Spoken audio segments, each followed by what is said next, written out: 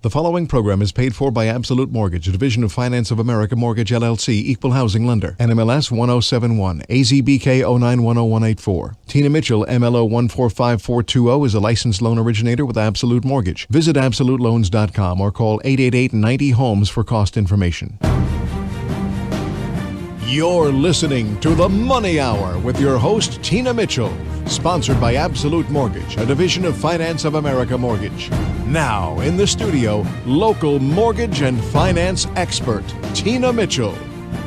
Welcome to The Money Hour on 1150 AM KKNW, the Saturday, August 6th show. I am your host and mortgage expert, Tina Mitchell. I'm here to empower my community, providing you with opportunities and solutions when it comes to your money. If you're hearing my show at a different time or day, you are listening to a rebroadcast, but I'm here to answer any questions or connect you with the guests that I have in studio today. Please call the show at 1-855-400-1150. Again, that's 1-855-400-1150 or online at themoneyhour.com. And my lineup for the show today, I have Leah Masick with Built Green, Master Builders Association, the importance of benefits of green homes and Built Green. Also in studio, I have Sandi MacCalla with Etiquette for You. Etiquette for success is today's and how it is in today's professional world. Also, I have in studio Sally Fox with Engaging Presence, turning creative energy into innovation. Build a positive culture one story at a time. Create a future you can believe in and ignite collaboration. Sally's philosophy is developing inspired leaders. Great information and great guests in studio today. For more information or topics that you'd like to hear on future shows, please call the show at 1-855-400-1150. Again, that's 1-855-400-1150 or online at themoneyhour.com. And here's today's Money Chat. Money.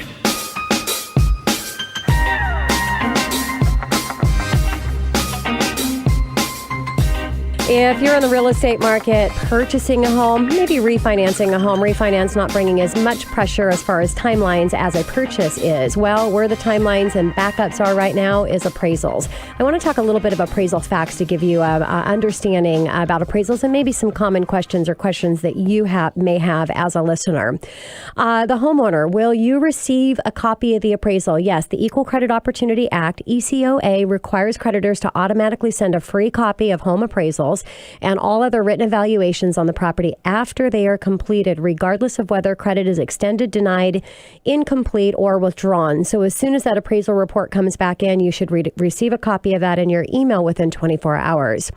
What kind of information can you ask your agent to provide? Or for my realtor partners, because I have a lot of regular realtor listeners out there, as well as a lot that come into studio. And so things that you can do to help with the preparation for the appraisal process to make it a little bit easier for the appraiser is prepare an appraiser's package. In advance, have available for the appraiser at the property a package that would include plats, surveys, deeds, conveyance, homeowners' documents, floor plans, specifications, inspection reports, neighborhood details, recent similar quality comparables. That would be at the minimum. You want to have all your comparables ready in how that value is getting supported, make it a little bit easier for them. Detailed list and dates of upgrades, remodels, and cost of energy efficient green features, which we have a green feature specialist here in studio today. If you can and it's possible to meet the appraiser out to the property as a real estate agent, just to make their jobs, again, a little bit easier. They're so backed up and busy right now, and helping with that report to just remember that the appraiser does have an opinion on value. So the easier that we can make it for them to be favorable on that opinion sometimes could make it easier process. Can I speak with the appraiser? Yes, regulations allow real estate agents or other persons with interest in the real estate transaction to communicate with the appraiser and provide additional property information, including a copy of the sales contract. An agent or other persons with interest in the real estate transaction may not obviously intimidate or bribe an appraiser for a more favorable value. Where the confusion may come up with is the lenders. The lenders are not directly talking to the appraiser. They're working through a management company, which I will talk about in just a second. As a realtor, if you're wondering to make sure that you're staying safe in this area of communication with appraisers, you can go to realtor.org/appraisal/appraiser -independence, and you can find that on my website as well. Now, why do you want to talk with the appraiser value? If the value is inaccurate, are you able to communicate with the appraiser on that? Yes, you can. So if there's any issues that come up in the appraisal with the value, if there's additional information that you can provide to help and why you feel that the value is there, you can go through that process with the appraiser to help with the appeal process. The appeal process is going to go through the lender. Again, they're going to be going through a management company, which I'm going to talk about in just a couple minutes. Why does the lender give the appraisal a copy of the purchase and sale agreement? The government-sponsored enterprises, GSEs, require that an appraiser analyze the sales contract, and the appraiser must confirm the contract of the appraisal report. So the appraiser is looking at the terms of the sales contract, compares the what's typical in the market, looking at what type of loan programs available. So that's why the contract is provided to the appraiser at the time that the appraisal is ordered. Now, why do appraisers sometimes take assignments if they are outside of the market area? Well, appraisers are required to be competent in the geographic area where they're going to be working. So if they're choosing to pick up an appraisal in an area that is out of their normal area and you're wondering if they're experienced, they have to know that geographic area to do that. Now, some appraisers work in cities and counties beyond their residence, but again, are knowledgeable in the specific areas. Otherwise, they're not allowed to pick up the appraiser. So if you suspect that the appraiser is not competent in the area that he's appraising, you can contact the lender to put in your concerns. Now, does a buyer have a choice or does the buyer's financing choice affect the impact of the appraisal process? Yes, it can. The appraiser must comply with the Uniform Standards of Professional Appraiser Practice, USPAP, and appraisal regulations, but also follow any additional requirements from the mortgage lender, Freddie Mac, Fannie Mae, FHA, USDA, VA. So all of them have different requirements in how that appraisal report is completed. Now, how long does the appraisal process take? It really just depends. It depends on what's happening in the environment. And right now, that's one of the reasons I wanted to bring this in today. And I've talked a couple times during Money Chat in the last few weeks about appraisals because it is a challenge in the turn times and what's coming up. There's just not enough appraisers out there. That's the bottom line. And so once again, yes, we have hit historical low interest rates. Not just low, but we've hit another historical low interest rates. So with that, the volume appraisals that are coming in for those of you that are looking at refinancing your homes, again, with the purchase contracts, there's been a lot of changes in the requirements as far as what the appraisers have to do and what they're putting on the report. So there's just a lot more work. It takes a lot more time. So again, it's gonna vary. But I think if you're looking, at a 2-week, that probably is a good estimate. So if you're looking at purchasing, I want to give a call to action or shout out to my buyers out there. It's really, really important that you acknowledge and provide the intent to proceed once that contract is, you have mutual acceptance. So that's the disclosure package, getting the disclosure package back as quickly as possible because nothing can happen with the appraisal process until that's been completed. So you need to have a sense of urgency there, especially if you're looking at under a 40-day close. Now, how can I know more about the appraisal process?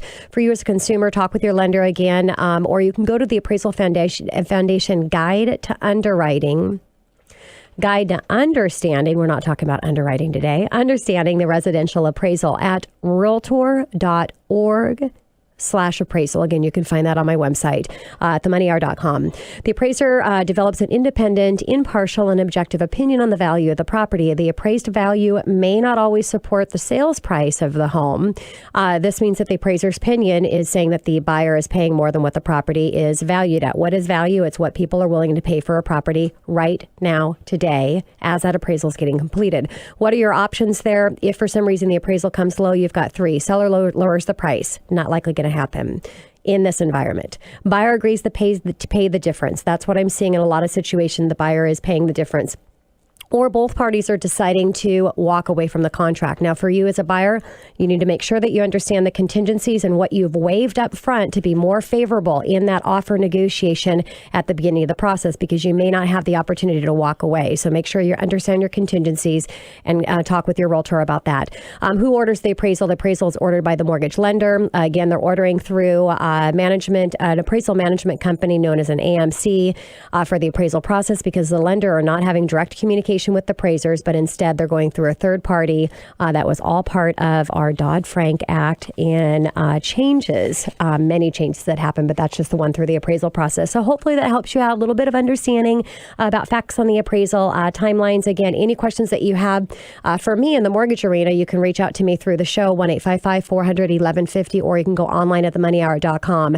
And coming up next on The Money Hour, the importance and benefits of green homes and Built Green. Leah Mystic with Built Green Master Builder Associations right here at 1150 a.m. KKNW after the short break.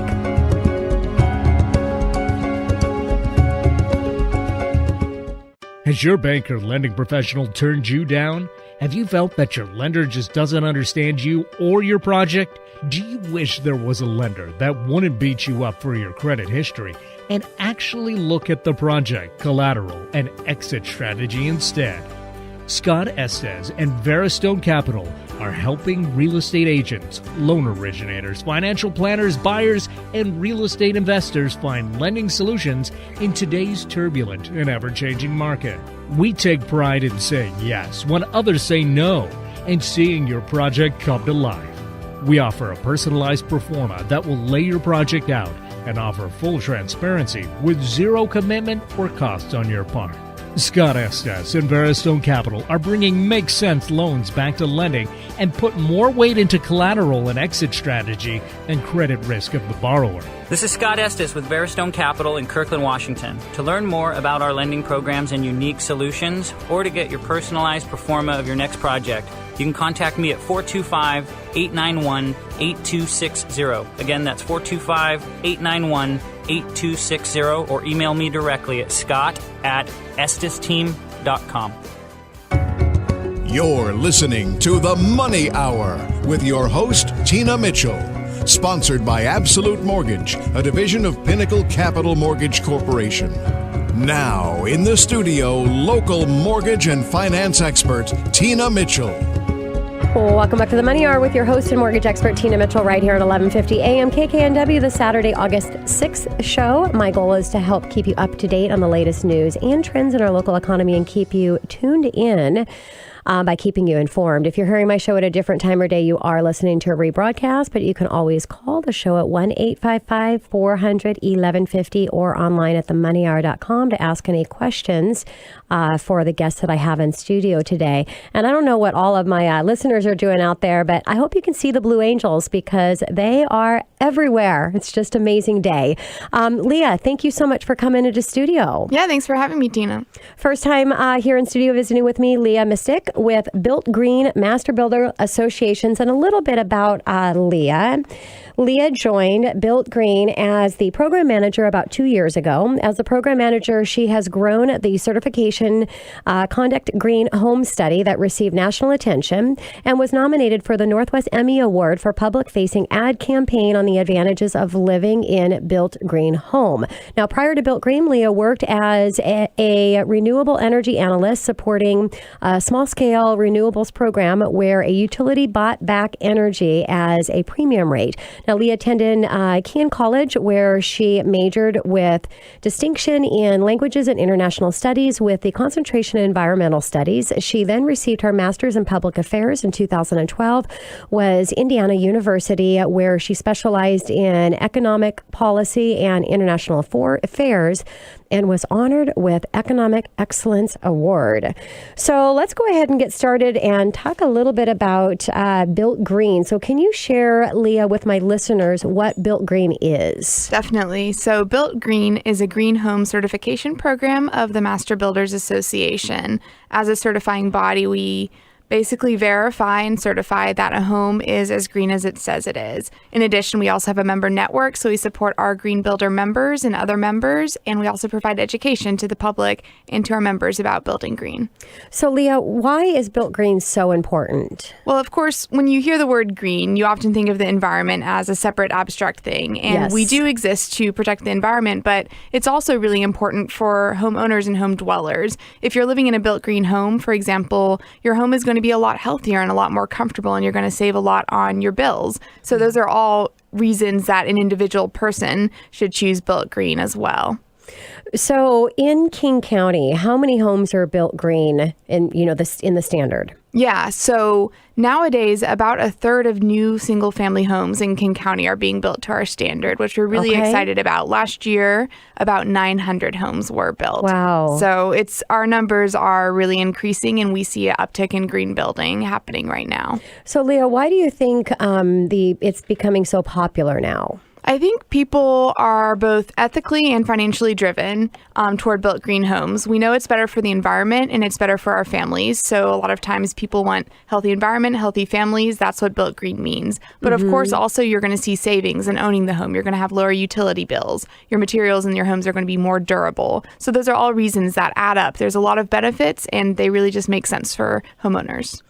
So why does the certification even matter if a home is built in a green manner anyway?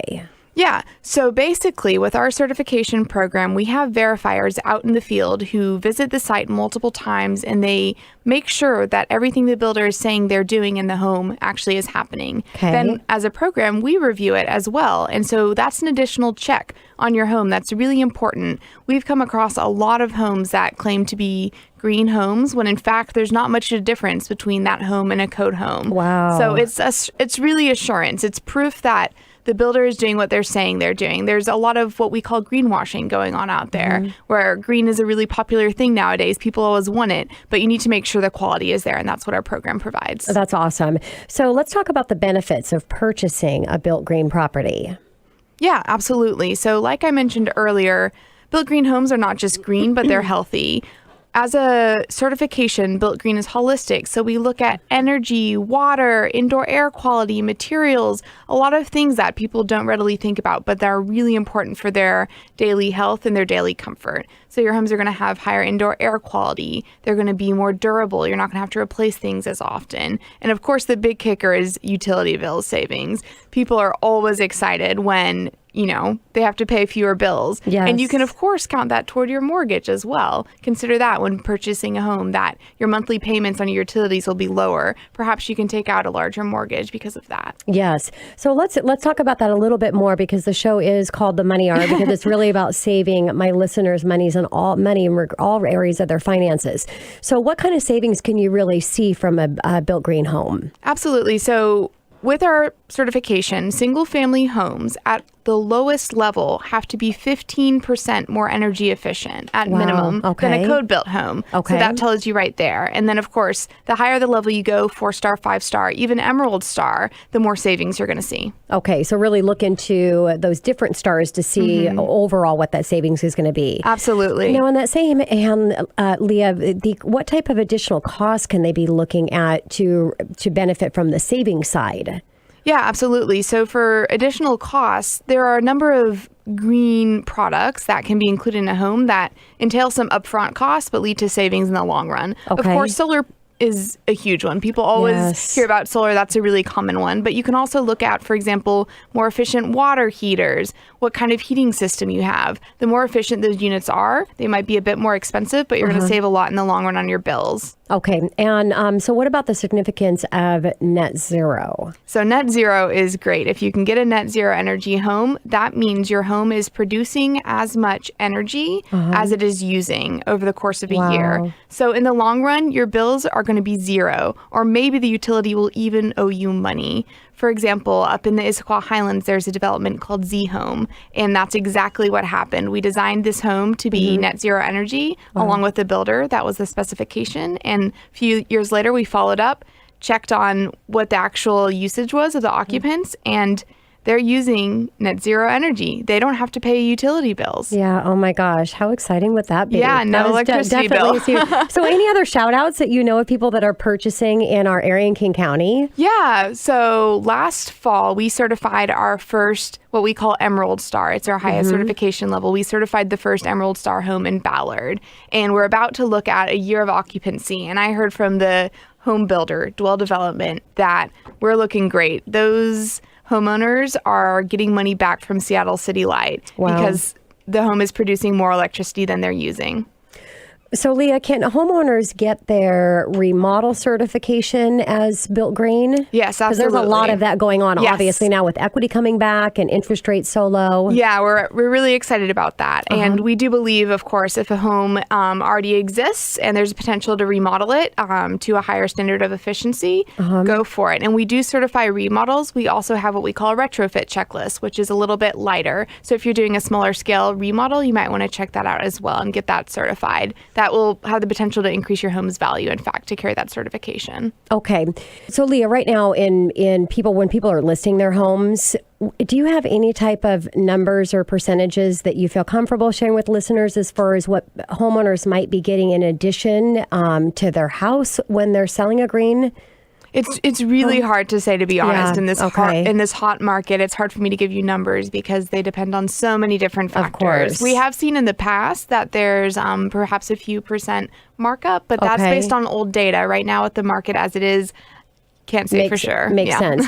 Now, what about any tax benefits? Are there still tax benefits available for homeowners that have homes built green? Yeah, there's a bunch of different benefits, both for the homeowner and for the home builder, in fact. So, for example, we have done a lot of work with local government. So when builders build these homes, they can get money back from the government, they can get their permit more quickly, etc. As far as homeowners go, there's a lot of different utility rebates out there for efficient products if they want to swap out what they already have. Or, of course, we know there's a lot of funding out there on a lot of different levels for purchasing solar, as an example. So depending on the situation, depending on where exactly the home is, there are definitely options. Yeah, and I've done shows just specifically on solar. I mean, it's pretty amazing. It's, I know it's specific in the area that you're at or the environment that you're at and whether solar obviously is going to work, but some huge savings on that. And also there's some calculations or software that can be run through that you could really get an idea of how much money you're going to save. So something good to look into. My listeners love stories, Leah. Any stories that you can share with them, success or not? Yeah. So one of the best stories came about when I was doing research on Z-Home to see if it was actually living up to its net zero energy claims, which it was. And I interviewed a couple of the homeowners, Brian and Karen, and their story was really interesting to me because they had been looking for a home up in the Issaquah Highlands. It hadn't even crossed their mind that they wanted to buy a green home. But then they saw Z-Home and were really intrigued by it. And the more they looked into it, the more this idea sort of crept into their hearts. They ended up buying this home. And as a result of living in this home, they've actually changed their behaviors to be greener. They really enjoy their home because there's all these energy and water monitoring devices in the home. And it's a game for them now. How much can we save today? How much can we use today? So it was really great just to see how much they love their home, how comfortable they are in their home, and how it has really influenced their lives in a positive way. Changing their lifestyle. That's beautiful. If my listeners want more information, how can they get that, Leah? Yeah. So our website is builtgreen.net. And also, we have a conference coming up on September 13th, which is not just for builders. It's for anybody who's interested in sustainability or green building. So if you're interested in the conference, you can go to builtgreenconference.net and learn more. Wonderful. Leah, thank you so much for visiting me in studio. I'll definitely have to come back in. Sounds good. Thanks for chatting with me. Coming up next in the Money Hour, how important is etiquette when it comes to your professional business and embracing in professional life? Well, I have Sandi MacCalla with Etiquette for You right here at 1150 AM KKNW after this short break.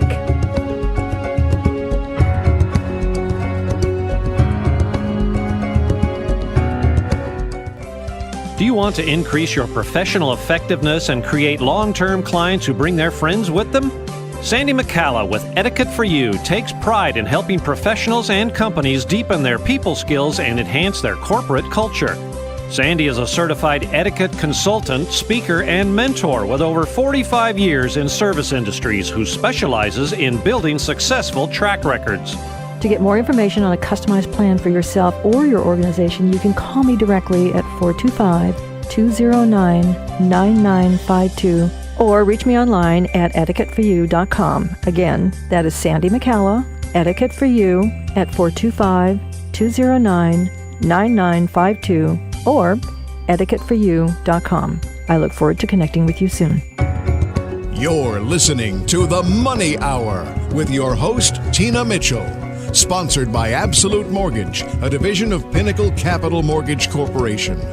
Now, in the studio, local mortgage and finance expert, Tina Mitchell. Welcome back to the Money Hour with your host and mortgage expert, Tina Mitchell, right here at 1150 AM KKNW, the Saturday, August 6th show. I'm committed to providing you the knowledge needed to be successful in every area regarding your finances. Knowledge is power, and that's what you'll receive from listening to the show. If you're hearing my show at a different time or day, you are listening to a rebroadcast. To talk with the guests that I have in studio, please call the show at 1-855-400-1150. Again, that's 1-855-400-1150 or online at themoneyhour.com. In studio right now, another first-time guest visiting with me is Sandi MacCalla with Etiquette for You. Sandi, thank you so much for joining me in studio today. Thank you. It's a delight to be here. And a little bit about Sandi. Sandi has over 45 years in the industry in business administration, real estate investments, transportation, air freight, trucking, and bulk commodities, Etiquette education, community associations, condo and detached home and large-scale master plan communities, and executive management. While her core skills in corporate leadership and operation process improvement, her passion to equip others with skills and resources to become high achievers in their chosen field. Sandi brings practical, sustainable knowledge to life skills, encourages others to grow and embrace change and success. Etiquette for You recognizes the need for and cultivates nimble business applications and accommodate a growing global influence and customized training for today's business needs. Resources available for customized requests and bring in the best information forth to meet trending interest and vision. Well, Sandi, I'm excited to bring this topic into studio because I never have before. And I've had the show for working into 7 years now. So, and it's interesting. Again, the show's all about money. How do we be successful in our personal and our professional life? And really, money is a big part of that. So how to save money and be strategic with it. And so for all of my professionals that are out there listening, I think this is key in any industry when you're working with consumers. And for people that are listening that are not in the professional arena, when you're trying to get a job, when you're interacting with other people and building friendships, etiquette is important. So that's why I'm really excited about the topic today. So Sandi, what really is etiquette and how important is it? Etiquette actually originated back in the time of Louis XIV, and the Gardens of Versailles was the initiating point of it. The gardeners had people trampling all over their work and their plantings, so they decided to start putting up these tickets that told people, don't walk on the grass, or don't touch the posies, whatever. And the word etiquette actually is French for tickets. And that's where that word comes from. So Louis XIV saw what was happening in the gardens, and he expanded on these tickets and wrote many similar tickets for political figures and the public to follow when approaching and addressing the king, and developed these into social mores for the general populace as well. So Louis XIV's tickets actually promulgated some civility among the citizens of France and succeeded in bringing peace and order to the citizenship. The necessity of it really is, if you're not interacting with other people and you're out there by yourself in the world, there's no need for etiquette. Which I don't know anybody that would, right, Sandi? That's right. There are very few that are doing that. So etiquette really is necessary when we deal with others in any part of our lives. Mm-hmm. It sets up expectations of behavior, it sets up predictability, and opens the door for connection with others. It helps to build trust and subsequently to develop relationships. Humans are social beings, and so etiquette will always have a place in our daily lives to promote interactions and facilitate relationships. The more we understand this language of behavior, the more successful we'll be with others and will derive greater satisfaction in our relationships. Bottom line, etiquette makes us turn our focus from ourselves to others, and when in doubt, always consider how those around you want to be treated in order to befriend and interact with you. Makes sense. Love to get to the history behind that as well. So what if I have a listener out there that's asking, well, isn't etiquette a bit old-fashioned for today's world? Well, etiquette you would think that would be the case, but it really has changed and flexed with all of our social standards. It's actually been said that social etiquette was once more focused on chivalry, and that business etiquette has its roots in military protocols. There are social standards today that most of us do without even thinking about the origin of the standard. For instance, the handshake. In earlier civilizations, people shook hands to show each other that they weren't carrying a weapon to threaten the other party. In Roman times, the forearm was actually employed in the handshake to make sure there was nothing up their sleeve to endanger the other person. Today, the handshake is really more of an early act of trust that we greet each other and offer friendship. Yeah, and when you talk about the handshake, and this is a whole nother show because we have so many different cultures that are here. And again, whether it's you're in your professional profession or you're trying to connect with somebody on a personal level, each culture has a different way of handshaking. So they do. We'll have to bring in different etiquette, different cultures for another show. So Sandy, how does etiquette apply to the world of my show, The Money Hour? Yes. Well, the basic principles still apply because it's people with people interacting with each other, how they treat each other, and that they treat each other with respect, civility in their interactions, and kindness. So there are many people and transactions involved in purchasing real estate, and especially in making the best decisions about that purchase. It requires expertise, wisdom, and cooperation on everyone's part. It's best to consider building a team of experts to guide the process and to pose the best options for the buyer and the seller to make decisions and to negotiate the exchange. So, establishing trust, getting all the best information available at the time, and navigating through the lending process for the best outcome is critical to success. Because of the complexities of lending and the legal aspects of purchasing real estate and the commitments made by all parties to a successful transfer of property, nerves can easily be frayed before the ink dries.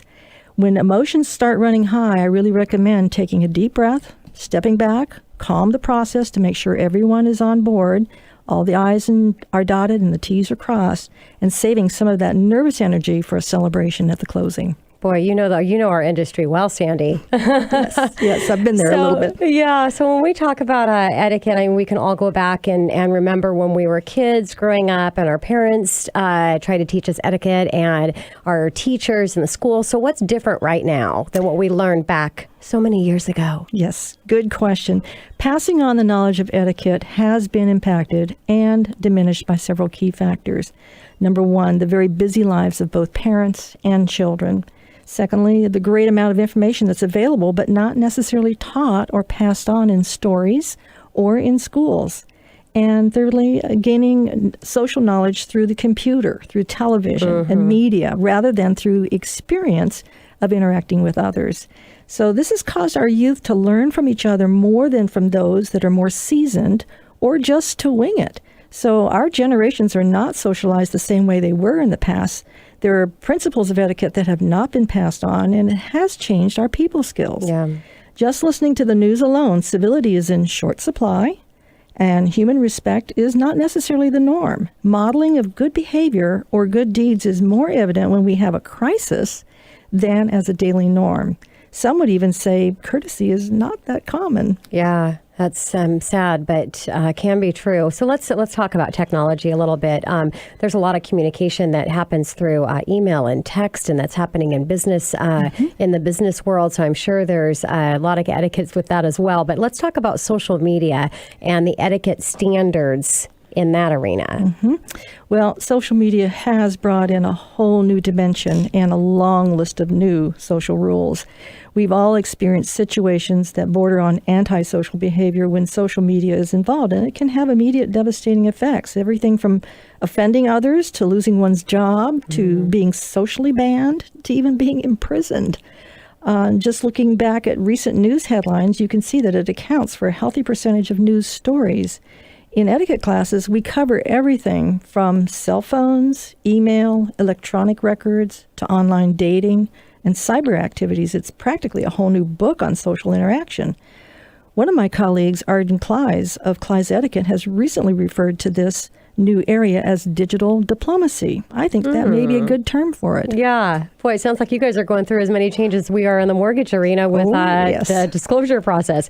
So what trends do you see coming up in the future as far as education on etiquette, Sandy? Well, there are several trends that are notable. Number one, businesses that are going to focus on high-level client services and long-term relationships are employing more trainings and expertise to boost their employee engagement and their corporate culture. People who are graduates of higher education are also engaging in classes provided either by their institution or, in some cases, private coaching Children's classes have reduced in availability. However, I really believe the time is ripe for those to increase. And business coaching options have really boomed. I look to see more occurring through podcasts, webinars with national speakers, and specialized topics. Etiquette is a huge area of information and trainings and increasing specialties such as social media, corporate culture, building relationships, and leadership. I've seen attempts to provide information through the web, Pinterest, LinkedIn, and Facebook. Generally, these are topical and are not always comprehensive. In some cases, it seems the digital world allows for the airing of pet peeves more than an all-encompassing social practice that fosters friendship and compassion. And I do appreciate that small faux pas can be deal breakers, but a balance needs to be struck so that everyone can be respected, honored, and valued for their contributions. Not that we will all agree. Disagreement, in my way of thinking, is the breeding ground of improvement and an attempt to be inclusive. Of course. So, Sandy, today, what key etiquette habits can business people focus on to improve their success? Well, I echo the key habits that are discussed in Thomas Corley's book, Change Your Habits, Change Your Life, which covers his 5-year study of self-made millionaires and their daily habits. The immediate ones to focus on that qualify as rich habits, according to Thomas, are learning how to properly introduce yourself and others, exhibiting proper dining etiquette in social situations, and sending handwritten thank you cards, not emails, but handwritten thank you cards. Becoming proficient and conquering these 3 provides good stepping stones to savvy professionalism and builds trust, not only for the clients, but for upper echelon and for individuals. Well, and Sandy, even in handwritten cards, you may not think about when you're writing, be really careful to not be using I, but be using you. Exactly. So there's even etiquette in how you're writing those handwritten cards. Exactly. So, Sandy, it's been discussed that the jobs of the future will pattern more after freelancing and projects-oriented work. So businesses will not be focused on staffing up to the levels that they do today, subsequently providing this type of in-house training. So how does an independent contractor become more informed and experienced on etiquette practices? That's a great question.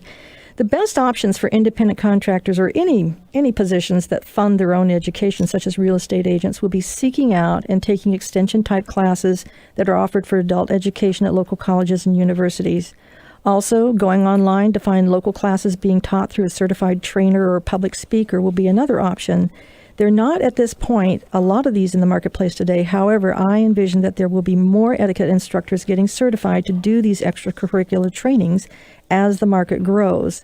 There is information on the internet about etiquette. However, I just don't see a lot of people pursuing that. Just reading a book or a website about etiquette practices is not an easy way to learn social skills.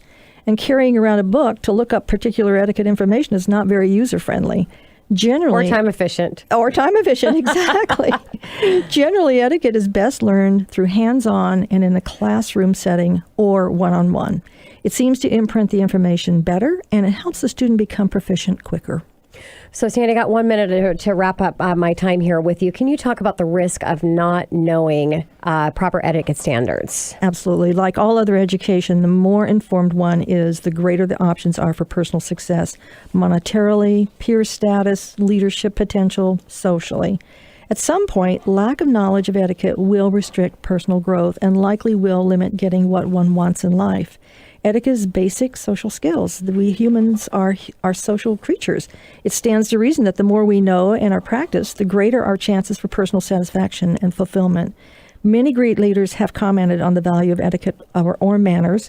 One of my favorite comes from Clarence Thomas, Associate Justice of the U.S. Supreme Court, and he said, "Good manners open doors the best education cannot." That's a clarifying thought, and I think he's right. Love it, Sandy. Thank you so much for joining me in studio and sharing a little bit on etiquette. Sandy, website that my listeners can go to. Yes, absolutely. www.etiquetteforyou.com. Wonderful. Thanks again, Sandy. Thank you. Coming up next in the Money Hour, discover your vision and your passion behind your work and your organization. Sally Fox with Engaging Presence right here at 1150 AM KKNW after the short break.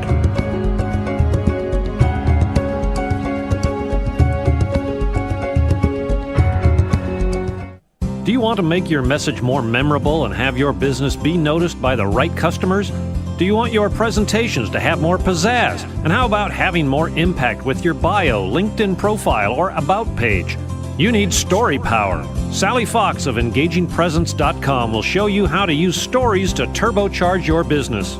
Coach and consultant Sally Fox of EngagingPresence.com will teach you to grow more business, reach customers, and improve your presentations and social media presence. With over 30 years' experience coaching business leaders, Sally knows how to take her clients to the heart of what matters most to them and translate their stories into ones customers want to hear. Whether you're working on your branding, social media presence, or creating a killer presentation, Sally Fox of EngagingPresence.com can help. Sign up today for her newsletter at EngagingPresence.com and receive great ideas and tips on increasing your creativity, productivity, and storytelling skills. Or send a message to Sally at EngagingPresence.com and tell her you heard her on the Money Hour radio show, and she'll give you a free 30-minute consultation. I'm Sally Fox, and your story matters. Let me help you bring it to the world through your presentations, website, or social media. Contact me today at www.engagingpresence.com for your free consultation or to sign up for my newsletter. You're listening to The Money Hour with your host, Tina Mitchell. Sponsored by Absolute Mortgage, a division of Pinnacle Capital Mortgage Corporation. Now, in the studio, local mortgage and finance expert, Tina Mitchell. Welcome back to the Money Hour with your host and mortgage expert, Tina Mitchell, right here at 1150 AM KKNW, the Saturday, August 6th show. I am here to help you in today's market make the best financial decisions. If you're hearing my show at a different time or day, you are listening to a rebroadcast. To talk with the guests that I have in studio, please call the show at 1-855-400-1150 or online at themoneyhour.com. Right now in studio, Sally Fox with Engaging Presence. Discover your vision and the passion behind your work and your organization. Sally, thank you so much for joining me in studio today. I am delighted to be here, Tina. And a little background about Sally. Dr. Sally Fox helps professionals and their organization create great stories that help them connect with their customers and stand out in an information-glutted world. She guides her clients to identify their strengths and their uniqueness and connect their stories to what their customers need. With an MBA and a PhD in leadership and 25 years consulting experience, Sally guided hundreds of professionals and organizations to engage with their customers and present their message in ways that stand out. And I think it's so important, Sally, what you're doing. And I told you before we started the show how excited I was to talk about you, because I don't think that there's enough importance put on how important this is to be able to tell your story, and not to be able to tell your story just for your clients, but tell your story so you can have passion in what you're doing. That's right. People feel it. Yes. And somebody who has authentic passion for their story, if their story also connects with what the customer wants, is unstoppable, because people feel that. It's not just the words, it's the energy that people feel behind it. And you're not talking about the Little Red Riding Hood story here, right? Explain to my listeners what you mean by story. Well, I think there's a place in life, and those of us who've had kids and have told stories to our kids, there's a lot of room for fables and fairy tales. But in business, the big distinction is you always want your story to connect to your customer. Yes. And that's why it's so important, because I say that we're in the connection economy. People, your audience, your customers, they want to connect with you. And story is a great vehicle to be able to do that. And I think as a professional, knowing your story and your why behind that is important. So sometimes I think when you're going from a direction to be able to share your story with your clients and your employees and your workforce, you're also getting an opportunity to really find out the truth behind what you're doing. That's right. Really working on your story is a little bit like strategic planning. The more you do, the more you actually discover about how much you have to contribute. So it's actually a great tool to uncover the kind of resource that you have that you might not even have thought of. So, Sally, what is that story doing to enable each individually to stand out? Well, first of all, the story is linking your personal work to a larger story about what's evolving in the marketplace. the mortgage industry and the real estate industry have been through so many changes in the past 10 years. And so if you can come in and say, I understand, here's the possibility that we see in the industry, and here is the obstacle. And now I'm here with a background and experience, a story that matches it to really take you somewhere. Then people can feel, oh, okay, here's a person that I can begin to trust because her story is authentic and compelling and really makes it real. It lets her customer know that this is the person who can really do the work for her. Makes total sense, Sally. And what about the customer? How do we link our stories to the customer stories? Now, that's a great question because, in a sense, we have multiple stories going on. We have our own personal story of how we got into the business and our own unique edge in the business. Okay. We have the industry story about what's changing, how the market's opening up, where the opportunities are. And then we have the customer story. So I bet many real estate agents and financial planning specialists know that they need to get into the heart of what the customer really wants. Yes. And to do that, you can ask great questions. They begin to open up, what's the story over here? Not just, I want a great house at a low price in a good neighborhood, but what's the heart and soul of what's behind this? What is it they're really asking for? What's the story that has gotten them to where they are today? All of that is amazingly important data when you're really wanting to make that kind of connection with your customer. And that's so true, Sally, and especially in real estate, because home ownership is there is an important why behind somebody getting a home, and really opening that up and having that conversation to get to their story actually is going to help them to make the decisions on what they really need in a house and what they don't, which is important, especially in this market with the lack of inventory. So it goes on such a deep level, but at the same time, it's just the basic of getting what they want out of this investment and understanding the reason behind it. Absolutely. And I can remember when I bought my first house, I think it was 27 years ago.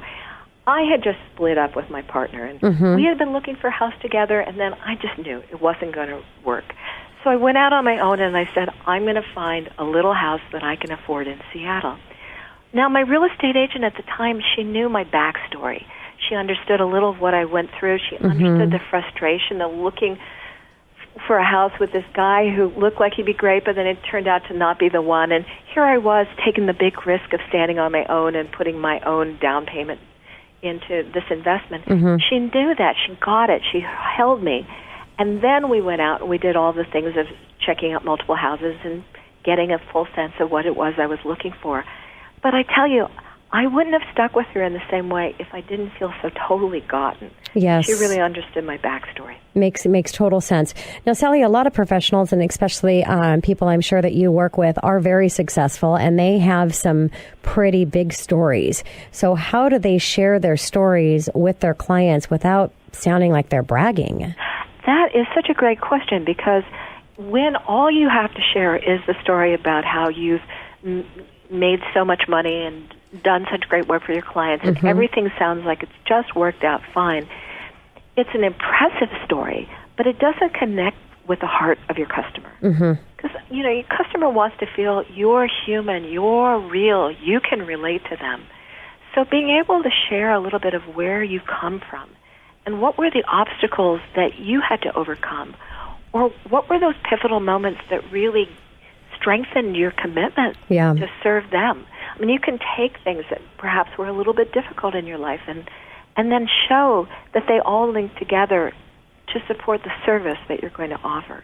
That's a lot more compelling than just saying, look at my Mercedes, look at my income, look at how well dressed I am, I've got it all together. Well, that's great, but some of your audience just isn't going to relate to that without feeling your heart. Yeah, and Sally, I have to ask you something, personal. If you go to my website, you'll see my personal core values, which are around my actual quotes that I wrote, and that's as much as I give on a level to my clients, because there's not enough time, and I'm really focused on the what we need to do in their loan program and education, and it's really all about options and I don't have that time in connecting. So how do you share your story without when you just you don't have the time because your time is getting spent in really what they're there to talk with you about? How do you blend that into? Well, first of all, you're not going to, in your case, you're not going to lead with your personal story because you want to get right there, down to work. You have limited time, and you really honor your customer's time. Exactly. However, there are those little moments that come in between that you can use to give that sense of, I'm with you, I understand, I have something similar. So that you can weave it in without taking away from the important work that you're doing to, quote, tell a story. Got it. And the other thing is, Tina, look, you're doing this radio show. That is tremendous contribution to the community. So when people see that, they already know, there's something a little different about this Tina Mitchell because she's making a huge commitment to supporting other people's financial well-being and their wealth. She's not just taking it all in for herself. Yeah. You know, so I don't know if that was behind your story, but certainly that comes through. Sure. In the kind of service you're giving to the community. Well, thank you, Sally. So, story and brand. Can you explain to my listeners the difference between your story and your brand? For me, the story comes first. It's kind of like the pre-brand. And so what I do with people is I work with them so they really understand, okay, what's my core strength? Where do I see my industry going? How does my story relate to that? And then you have that, and you can take it out to someone who's going to do your branding and marketing. Okay. Say, I want to make sure that everything I do, that my look, that my communications, that my social media strategy, I want them to all reinforce who I am and how I'm here to serve. Now, some of the great branding people will take you through that story. And yet with some, it takes a little bit of time to really pull out what is the most important piece of the story and how to make it coherent so it's not all over the map. So you mentioned social media, Sally. How do you connect social media with your story? I mean, I know there's a lot of ways, and that's probably kind of a sensitive area as well, because you don't want to connect too much on your personal side and your story in the social media when it's business. But how do these two come together? How do you take advantage of social media? That's a great question. That's a good question for all of us, because sometimes so much is smattered out there on Facebook. Yes. You kind of go, well, who is this person really? But I think for a professional to be able to say, I can use social media to give a human face to what I'm doing. However, I still want to always relate it back to what am I here to do? Yes. What's really going to benefit my customers? So they may not need to know about that late night party I went to. And if I went to Burning Man, maybe I keep it off the books because I want people to understand the parts of my story that really reinforce how I'm going to help them. So if we're professionals who are going to be checked out on social media, I think it's really important to be personal. I think it's great to share little bits that will humanize. Like I'm working with this organization called Get Storied. I'm part of their team, and it's a wonderful place. And at Get Storied, the leader there is always sharing about his love of chocolate. Everybody knows him, knows he's a chocolate-aholic. Yeah. It's a really small thing that doesn't detract from what he's bringing to the market, but it gives a face to who he is. That makes so much sense. And if I have listeners, I have a lot of the Money Hour really is about bringing the best of the best in all areas regarding financing to share with consumers on everything that they need to know, because there's so many different arenas in our money, and you really can be an expert, I believe, at one thing: an expert realtor, expert mortgage, expert credit expert as you, in helping people tell their story and bringing it all into business. So how does, if I have a professional that's listening today, how do they get more information? Well, they can go to my website, which is www.engagingpresence.com. There they'll see my phone number, and they can call up, and I could do a free introductory consultation just to find out where they're at. Because what it sounds like much of your audience needs is real clarity, like how to have the most compelling case in the shortest amount of time that really speaks to the heart of what they do and connects them with customers. Yes. And that's the work that we could we can do together. And then, of course, that can be rolled into branding and marketing and lots of other applications. So, Sally, if you had one tip, something that's most important to do right now and is easy just to get a start in this, what would that be? An exercise or anything that you can think of? Well, I would think about two things at the same time, and then I would link them together. Okay. I would think, what is it that is my irrefutable, undeniable strength that I know that I'm bringing, that is my unique contribution to this industry? And then I would say, how do I link that to what I know will benefit my customers? Got it. Make it a clear song. Okay.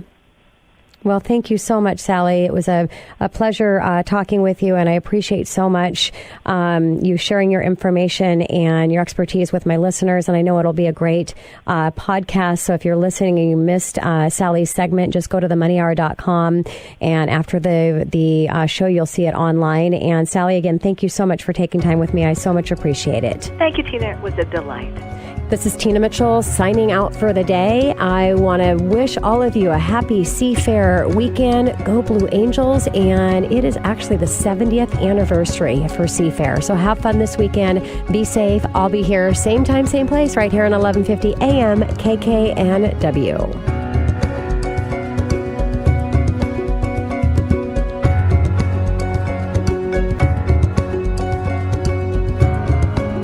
The preceding program is paid for by Absolute Mortgage, a division of Finance of America Mortgage LLC, Equal Housing Lender, NMLS 1071, AZBK 0910184. Tina Mitchell, MLO 145420, is a licensed loan originator with Absolute Mortgage. Visit AbsoluteLoans.com or call 888-90-HOMES for cost information.